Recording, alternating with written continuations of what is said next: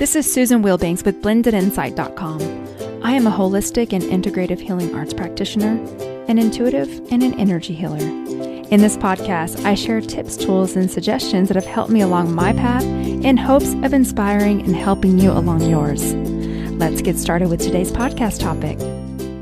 Hello, welcome back. Let's start off the podcast with some Palo Santo. The world is crazy, so let's cleanse ourselves. It's nuts out here, y'all. And so I want to talk to you today about finding balance in an unbalanced world.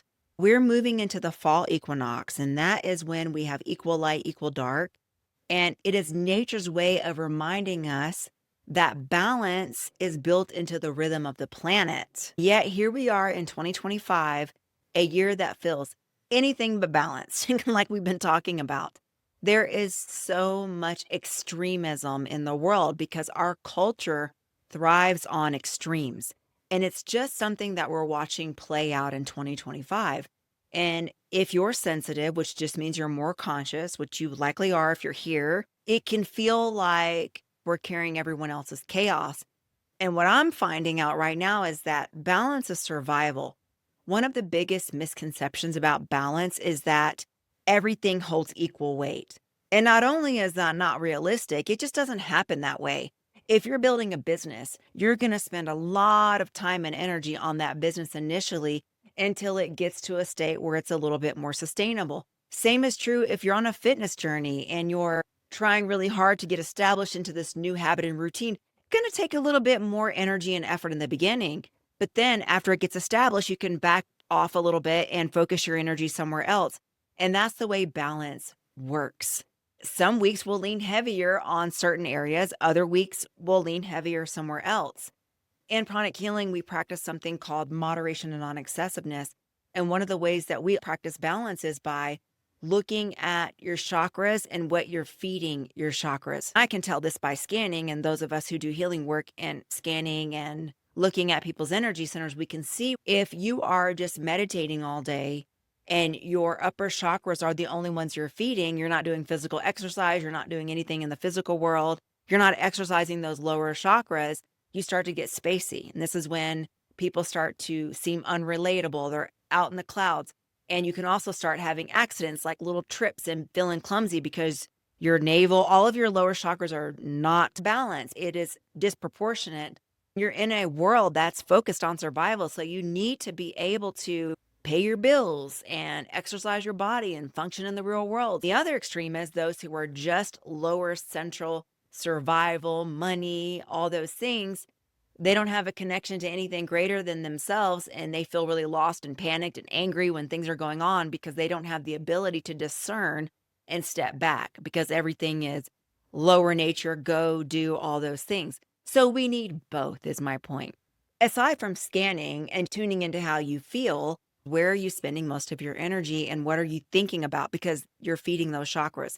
And you can feel it because you start to feel scattered and out of balance. And it's easy to do right now, especially with all of the things going on in the US. What I have learned is what people say in anger, they've thought a lot about in quiet times.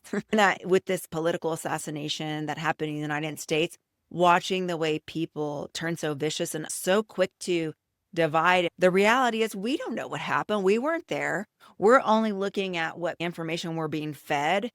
How people behave in situations shows you the level of emotional regulation that one possesses because when you're easily triggered, you're easily controlled. We've all been there at different stages of our development and in our life, and everything comes in layers. When you are in that mode and you're witnessing, it can be challenging. One of the things that you can do to keep your balance in this unbalanced world is noticing what is quietly draining you and what is quietly feeding you. I call these micro drains and micro feeds because it's the little things that add up. So, for example, if I open social media and I'm scrolling, certain images and words already start to drain my energy, especially when it's someone spilling their negative opinion and placing all this blame on people and there's no responsibility. That's draining to me. Opening my email and someone has sent me long emails is a drain to me. It just is, because I don't have the time to read it. In the Air Force, we called that bottom line up front, BLUF, bottom line up front. Here's what I'm asking. But people don't know how to organize their thoughts well. And sometimes they word vomit and it's an instant drain for me. I'm a big bottom line up front person. Excessive talking drains me when someone is overly talking and overly sharing. Even though I can show up compassionately and I can look through the core, it drains me a little bit. So I have to prioritize and discern what I need to read, what I don't need to read, and what I need to do. Also, phone notifications can really drain me. Pop-ups on my phone. That for me is a micro drain. And it could be anything. So whatever it is, we're talking about it to bring it into our awareness to say, what is a micro drain in your life? If you can take away one of those this week, it can really help. The better side is the micro fuels. We want to remove a drain, add in a fuel so that we can balance. Take something away, add something in. My micro fuels are stepping outside for even 1 minute, getting some sun on my face. And I'm so grateful to live in a place where we have a lot of sunshine. Red light therapy also does that for me. Just sitting with red light for a little bit, that's an absolute fuel for me. Having my coffee or my tea in the morning, that's a fuel for me. The drive to the gym is a fuel for me because it's so quiet in the morning. And I have that moment and I'm usually listening and I'm putting something positive in my spirit for the day. So that's a micro fuel for me. It could be stretching. I really like my vibration plate. It really helps to break things up and shake off any stagnant energy. So whatever it is for you, if you can make one subtraction and one addition, it can make an impact because you're fitting it into your day. It's a small shift done with intention that can make a big difference. Aside from the micro fuels, if you can do a tiny daily reset that can pull you in and bring you into the now. It could be something as simple as pulling an affirmation card in the morning, reading it, focusing on it, and taking it in. It could honestly be that simple. And that can be something that pulls you into a higher space and grounds you. It could be focused breathing for a minute. Something very simple, just a little reset ritual to shake off the world, focus on the now, and keep yourself in balance. The other thing is filtering inputs. Notice what you let come in. I heard someone say doom scrolling is the diet for the nervous system, and it's either going to make it happier or make it more frazzled. I am absolutely guilty of doom scrolling because I do it too sometimes. And I notice if I'm doom scrolling, it's typically when I'm absolutely tanked. And I talked about this last week. My work days are so energetically and mentally draining, more than ever before.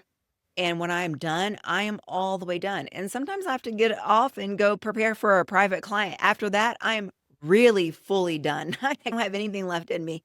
And so I don't want to go to bed because it's too early, but I do not have any energy to do anything else. And I have been on all day.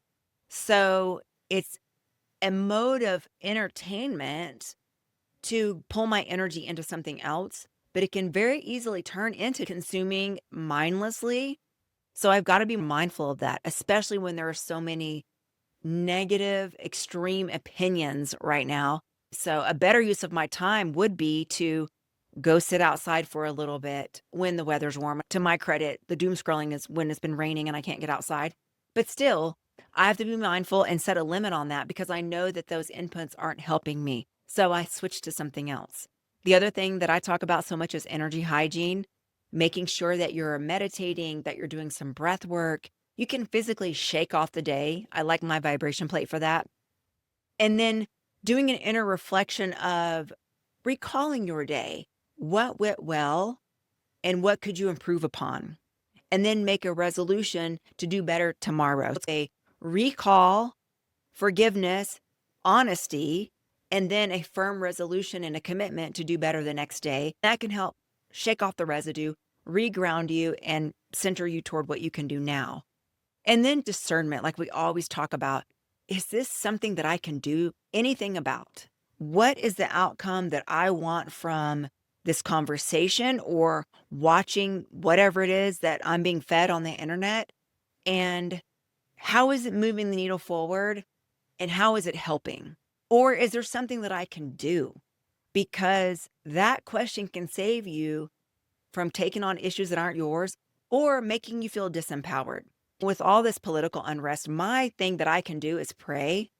I can do meditation, twin hearts, and direct that energy toward the entire world, toward the people that were affected, whether they were or not, because we don't know what exactly happened. We only know what's being told to us. But based on what I know, I can send energy to that section of the planet. And then using my discernment to see, who do I want to engage with and what do I want to engage in? What is worth my energy? Some people are committed to the story that they've told themselves for so many years. Your input isn't going to change anything. It's going to land like a grenade. And I don't have any energy or interest in that. So it's choosing that discernment of what's the best use of my skills and talents in this instance. For me, the best use of my skills and talents is doing healing, meditating, being an anchor in an unanchored world, focusing on my own energy so I'm not adding to the chaos, and then figuring out what is my assignment and what is going to rejuvenate me so that I can participate in the rejuvenation of others. The other thing I wanted to offer is balance isn't found, it's practiced. It's like sweeping the floor. It's going to get messy again. It doesn't mean that you did anything wrong. It is a continual moving forward, and it's a practice. Endings can be like compost. Something breaks down so that something new can take root. Sometimes we can't create that new thing without something breaking down. And when we tell ourselves it's just the cycle of life, it helps us to detach from the outcome and say, I know that my life is guided. I may not understand everything now, but what I do know is that this is going to work out because it always works out. That's the way the world is. And as long as I'm listening to my intuition, my guidance, I'm staying in alignment, I'm going to be okay. And that's how we feed the hope and our faith, and we keep going. So with that, let's go into a healing. You can uncross your arms and legs, and I will turn the healing on.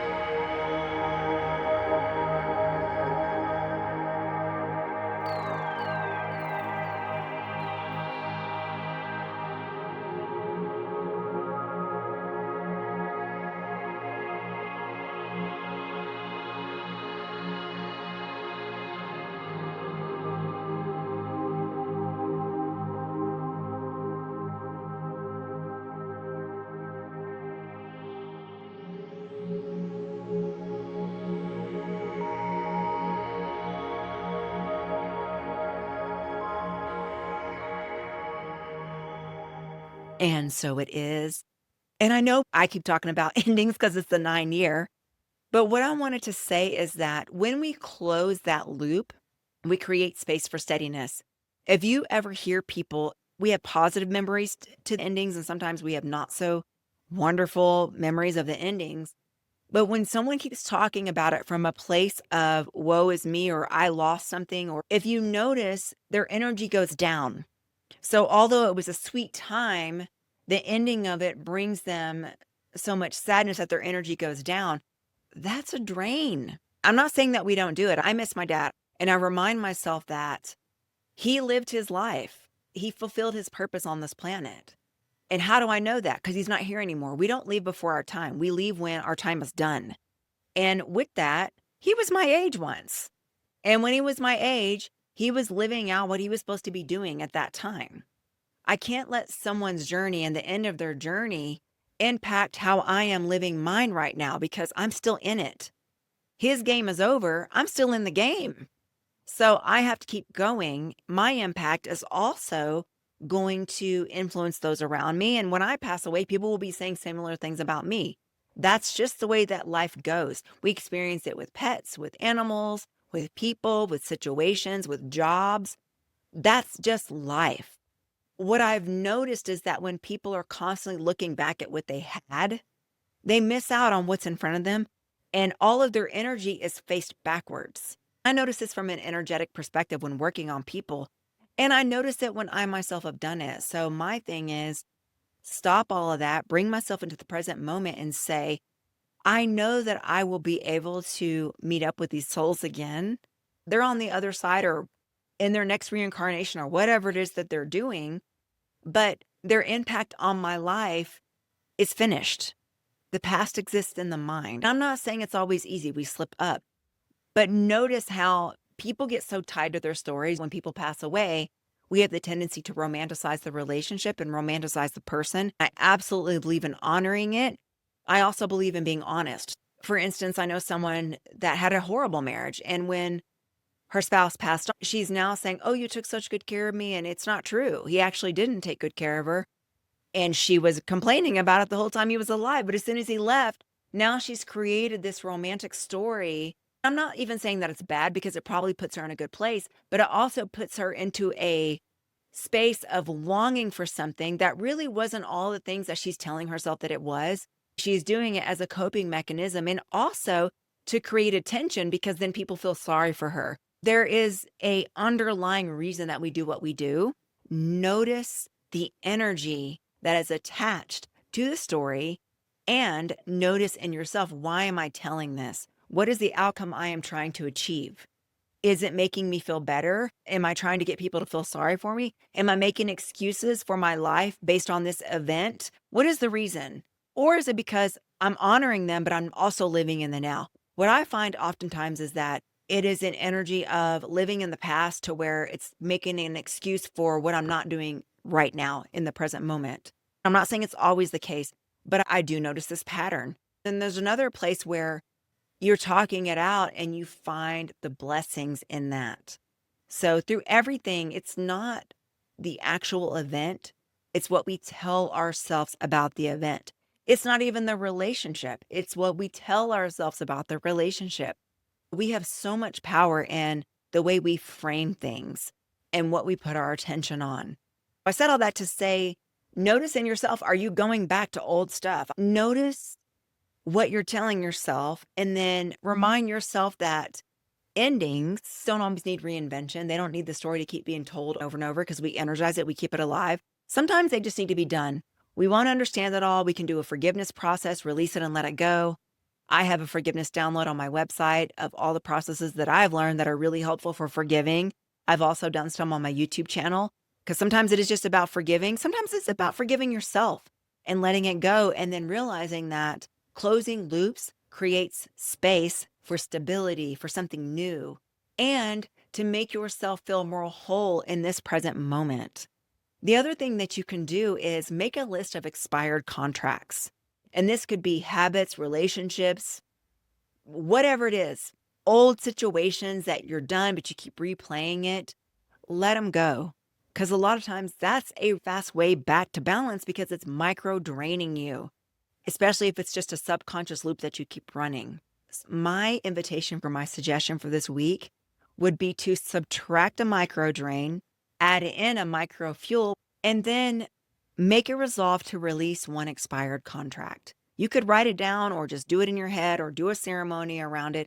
We've got to choose this steadiness in a shaky world to keep our own inner alignment. Light and dark exist at the same time. We have to stay centered and aligned so that we can keep moving forward. We have the power to do so. We're not a victim to the world. It's the ways that we choose to engage and feed ourselves. The point of a spiritual practice is to recognize it as soon as possible and get back to what grounds you and what centers you and what is true. That is all I wanted to offer today, and I want to wish you a beautiful week. Take care. Bye-bye.